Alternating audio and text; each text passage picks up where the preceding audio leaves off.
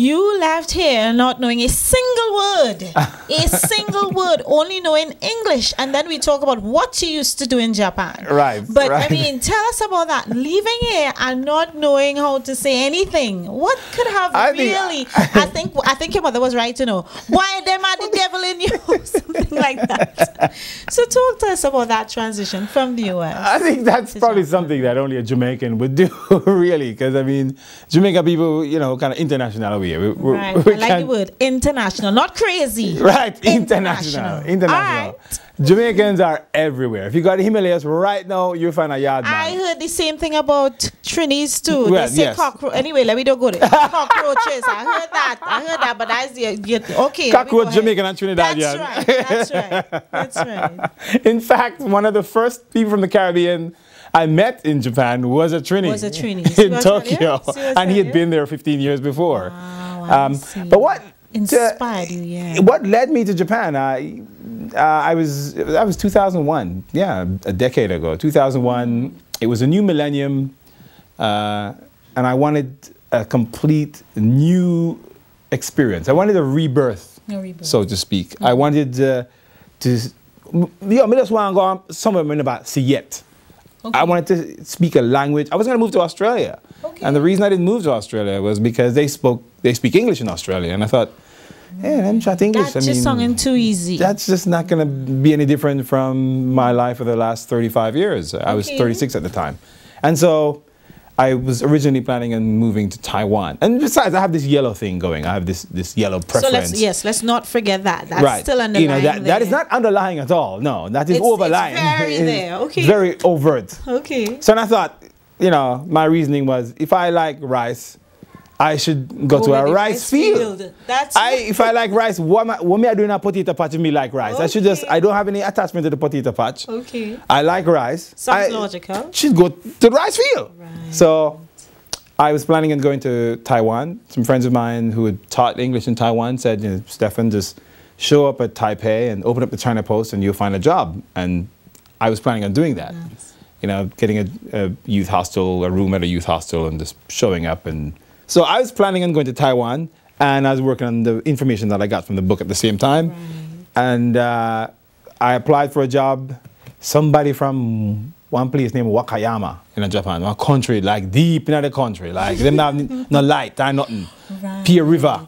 The guy interviewed me over the phone, and I was like, what are you talking about? Who is this guy? So I didn't know if it was real, you know. Okay. And I was planning on going in June of 2001, and he said, well, if you can come 2 weeks from now, we'll pay your fare.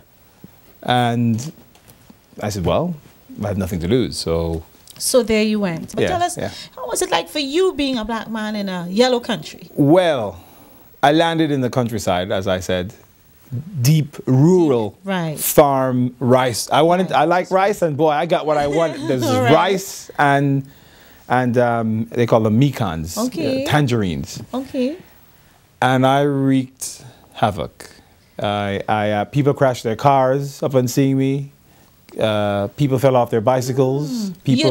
Stefan, you're being for real. No, I'm serious. You're not? I'm serious. People crashed their cars. People, you know, first couple of weeks in Japan, I was in this parking lot, and this woman was backing up to back into a parking space. You know, here's a car right here, and she's backing up, and I'm hearing the buzzer in the inside of the car when you're in reverse. In Japanese cars in Japan, they have this beep, beep, beep. So I'm hearing the beep, and she's backing up, and she sees me in front of her.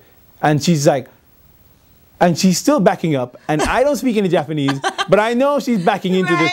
And I'm telling her, hey, you're gonna look behind you, you're gonna back the people in car. Boom.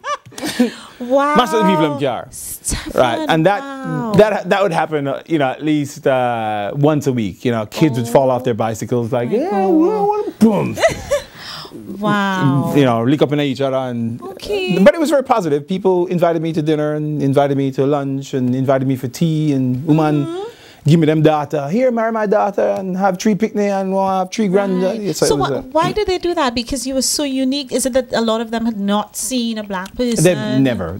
Many people told me that, you know, I've seen African people on TV. I've seen African people in movies, but I've never seen an African person up close. Many people were telling me that, you know, they're big hip hop fans, and it's just our big reggae fans. Did you sign any autographs pretending to be anybody? Come to think of it, I should have done that. But I was just too busy having sex. Okay. So many of them were big hip-hop fans and reggae fans, and they were just fascinated by seeing a real live African person. I see. In the flesh. So you got there, everybody was fascinated with you. What happened next? Because I know you were an educator over there, meaning a teacher. You got there and you went there to teach English. Tell us about that. I mean, how was that for you? Well, the job that I went to initially in Wakayama was exactly like the man had described to me on the phone. Right. I was teaching elementary school, junior high school, universities, language schools, corporate. I can't name the companies now because they're in the book. I've written about them, and for legal purposes, I won't say what the names of the companies are. But they're large, multinational Japanese companies, and taught private lessons.